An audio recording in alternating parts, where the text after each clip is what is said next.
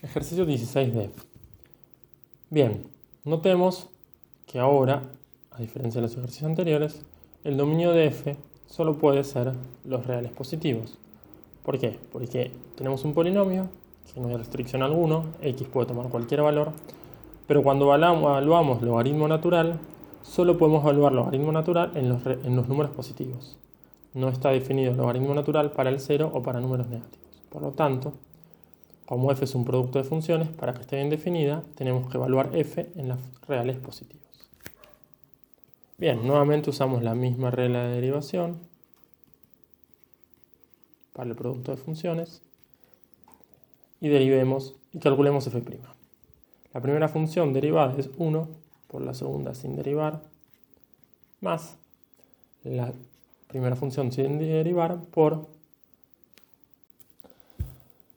Notemos que si derivamos una función al cuadrado, ¿cuál es su derivada? Siguiendo la regla de derivación es 2 veces la función por la derivada de la función. En este caso la función va a ser logaritmo de x. ¿Cuál es la derivada de logaritmo de x?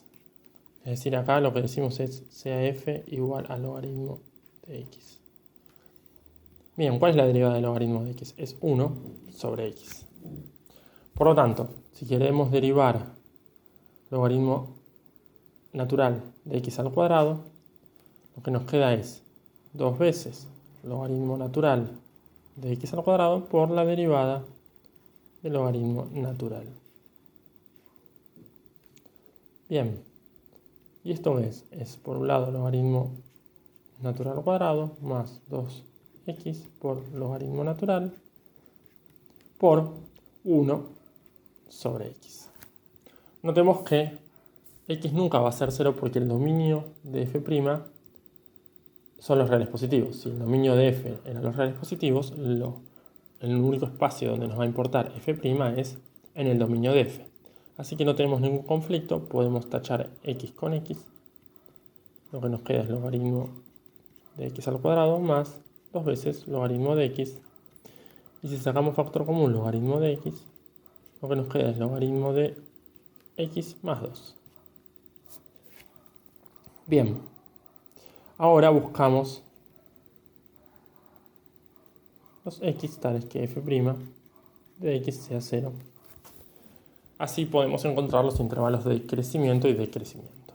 Bien, ¿esto qué es? Logaritmo de x por logaritmo de x más 2. Bien, ¿de acá qué nos queda?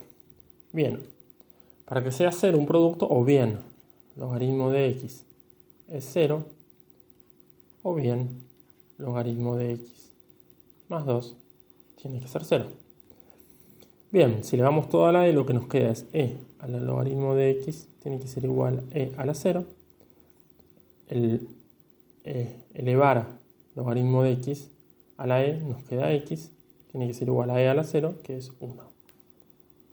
Bien, y por el otro lado nos queda que el logaritmo de x tiene que ser igual a menos 2. Hacemos lo mismo, nos queda que e a la logaritmo de x, que es x, tiene que ser igual a e a la menos 2. Bien, notemos que e a la menos 2 es más chico que 1 y más grande que 0. Bien, entonces los puntos que tenemos que estudiar son f' cuando x vale e a la menos 2, perdón, a la izquierda, vamos a estudiar f' a la izquierda de e a la menos 2, a la derecha, y lo mismo con el 1. ¿Por qué? Porque en 1 f' vale 0 y en e a la menos 2 también vale 0. Bien, elijamos por ejemplo un punto a la izquierda de e a la menos 2. Notemos que x siempre tiene que ser positivo, porque el dominio de f eran los reales positivos y el dominio de f' también son los reales positivos. Entonces, tenemos que elegir un punto a la izquierda de e a la menos 2, pero que sea mayor que 0. E a la menos 2 es aproximadamente 0,14. Entonces un punto a la izquierda es un décimo.